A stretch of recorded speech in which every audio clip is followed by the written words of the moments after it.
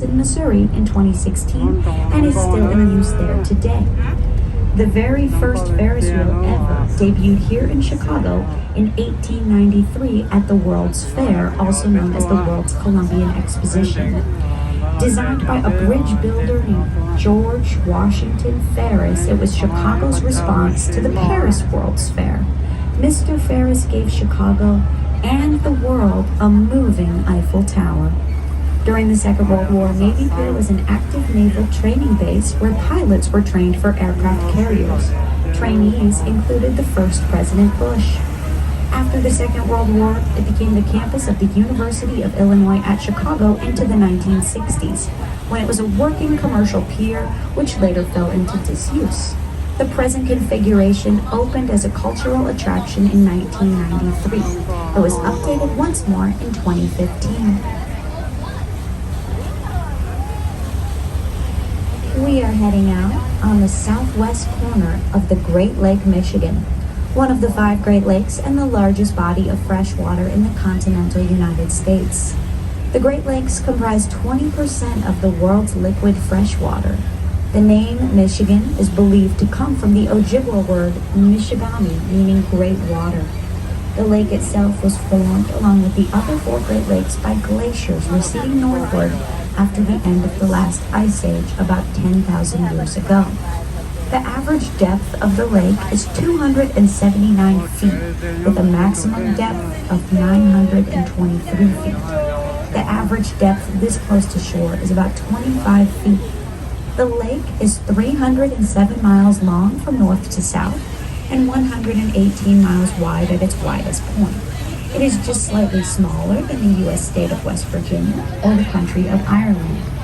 The distance from the shoreline here straight east to the state of Michigan is about 60 miles. Lake Michigan's deepest section, which lies in its northern half, is called the Chippewa Basin, named after the prehistoric Lake Chippewa. The St. Lawrence Seaway and the Great Lakes Waterway opened the Great Lakes to ocean-going vessels. Despite their vast size, sections of the Great Lakes freeze in winter, interrupting most shipping. Icebreakers, including the United States Coast Guard vessels Morro Bay and Mackinac, break ice for an average of 120 days a year in various parts of the lakes.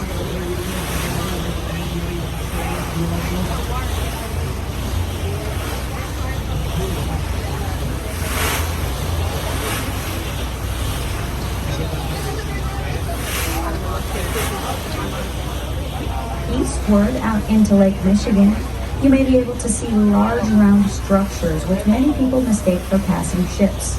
The closest one looks like it has a striped circus tent top. These are water intake cribs which supply the city of Chicago with drinking water from Lake Michigan. Water is collected and transported through an underground tunnel leading from the cribs to filtration plants.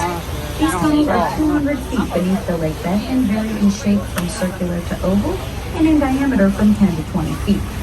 Lake water enters the cribs and flows through these tunnels to pumps at the world's largest purification plant just north of Navy Pier. The Jardine Water Purification Plant began functioning in 1968. Shortly thereafter, the Ohio Street Beach formed in the bay created by the plant. Together with the Eugene Sawyer Water Purification Plant near 78th Street on the south side, it allows Chicago's Department of Water Management to deliver nearly 1 billion gallons of water to Chicagoland every single day. The beautiful landscaping around the Jardine Water Plant and in the adjoining Milton Lee Olive Park was designed by Dan Kiley, the same landscape architect who designed the Gateway Arch National Park in St. Louis, Missouri.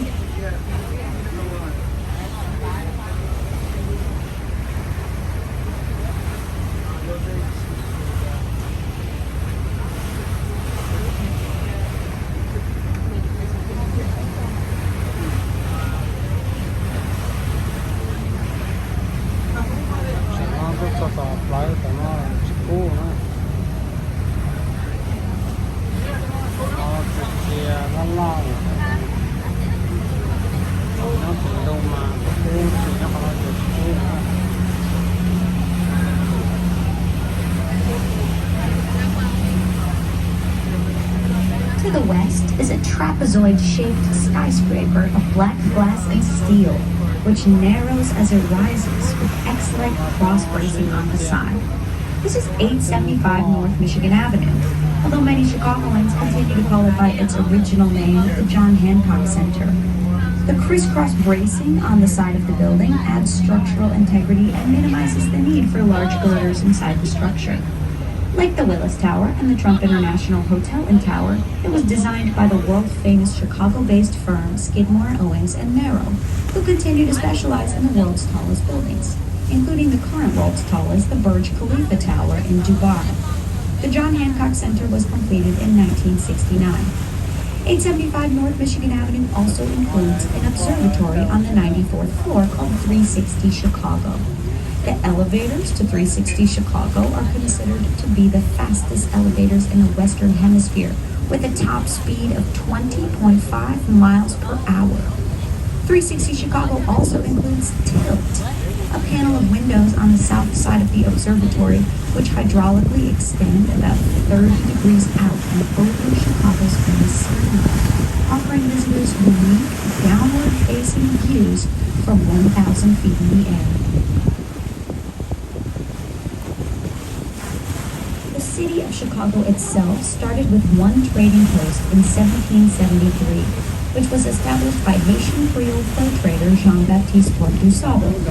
Chicago initially grew along the main branch of the Chicago River. The Chicago River is the beginning of a system of rivers and canals which connect Lake Michigan to the Mississippi River, allowing vessels to continue by water all the way to the Gulf of Mexico. The river was first discovered for Europe in 1673 by Louis Joliet and Jesuit missionary Jacques Marquette, French and French-Canadian explorers charged with the mission of mapping the Great Lakes for the Kingdom of France. They started in Montreal, Quebec, and came down the St. Lawrence River into the Great Lakes, determined to get to the Mississippi River and the Gulf of Mexico. Prior to the discovery of the Chicago River system, they would stop up north at what is now